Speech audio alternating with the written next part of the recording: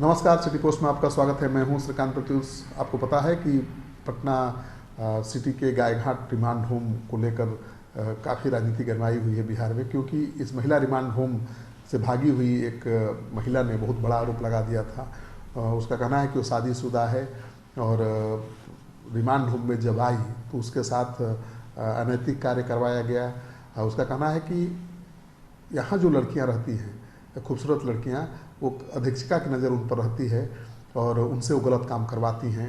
उसने तो यहाँ तक आरोप लगा दिया है कि नशे का इंजेक्शन देकर लड़कियों के साथ लड़के बुलाकर, बाहर के लोगों को बुलाकर गलत काम करवाया जाता है। तो सोचिए कि कितना गंभीर आरोप है कि महिला रिमांड होम की लड़कियाँ कह रही हैं कि रिमांड होम में उनको नशे की इंजेक्शन दी जाती है, वहाँ पर बाहर के लोग आते हैं और उनके साथ अय्याशी करते हैं।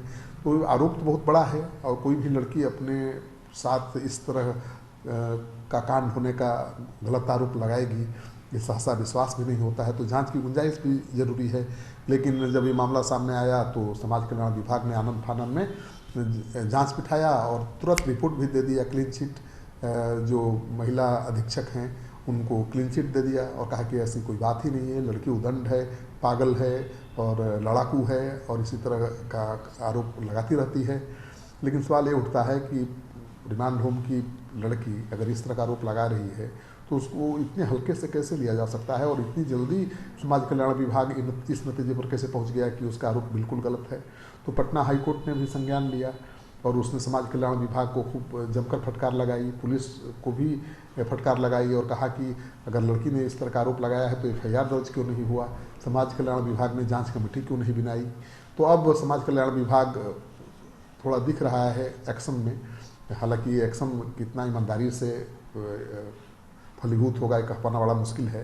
तो आज पीड़िता पहुंची थी समाज कल्याण विभाग के दफ्तर में, उससे पूछताछ हुई। महिला संगठन के लोग भी थे उसके साथ, लेकिन सबको बाहर करके लड़की से अकेले में अधिकारियों ने पूछताछ की है, लेकिन उसका कोई वीडियो रिकॉर्डिंग नहीं किया गया है। तो जो महिला संगठनों से जुड़े हुए लोग हैं उनका कहना है कि इस तरह की पूछताछ का कोई मतलब ही नहीं है। अगर लड़की से पूछताछ हुई है तो उससे कैमरे पर बाकायदा रिकॉर्ड होना चाहिए था ताकि पता चला कि लड़की ने क्या कहा। तो अब तो वो अधिकारी अब मनमाना रिपोर्ट तैयार करेंगे और पहले की तरह फिर कह देंगे कि ऐसा कुछ हुआ ही नहीं है। तो आज काफ़ी हाई वोल्टेज ड्रामा हुआ है उस लड़की को लेकर और आपको पता ही है कि राजनीतिक तूल पकड़ता जा रहा है मामला। अब निर्भया केस की वकील ने तो कह दिया है कि ये बिल्कुल मुजफ्फरपुर शेल्टर कांड की तरह ही ये है, पटना गायघाट का रिमांड होम, और उसी तरह का कांड यहाँ भी हुआ है। तो आपको पता ही है कि मुजफ्फरपुर बालिका गृह में क्या हुआ था, कितना बड़ा सेक्स स्कैंडल सामने आया था और उसमें तो मंत्री जी भी नप गई थी, समाज कल्याण मंत्री मंजू वर्मा बर्खास्त हो गई थी। तो अब सवाल ये उठता है कि क्या पटना सिटी का जो गायघाट का रिमांड होम है उसकी प्रॉपर जांच होगी।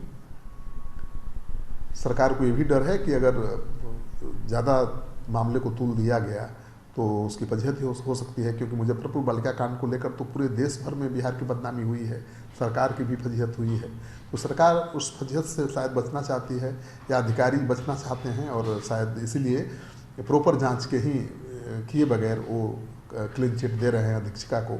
लेकिन जब महिला उस रिमांड होम में थी, भागने में कामयाब हो गई और जब उसने ये खुलासा किया है तो इसकी प्रॉपर जांच तो होनी ही चाहिए और रिमांड होम की सुप्रिंटेंडेंट वंदना गुप्ता की भूमिका की जांच होनी चाहिए। महिला संगठनों ने मांग की है कि तुरंत FIR हो लड़की के बयान पर, रिमांड होम की सुप्रिंटेंडेंट वंदना गुप्ता को सस्पेंड किया जाए, तुरंत एक्शन नहीं लेने वालों को भी सस्पेंड किया जाए, किस किस डेट में किस किस काउंसलर ने काउंसलिंग की, ये सब कुछ सामने आना चाहिए। तो अब तो मामला काफ़ी तुल करता जा रहा है। पप्पू यादव हों या विपक्ष के दूसरे नेता, वो तो बहुत बड़ा कांड इसको बता रहे हैं। अब कितना बड़ा कांड है, क्या सच्चाई है, ये तो जांच के बाद ही कहा जा सकेगा।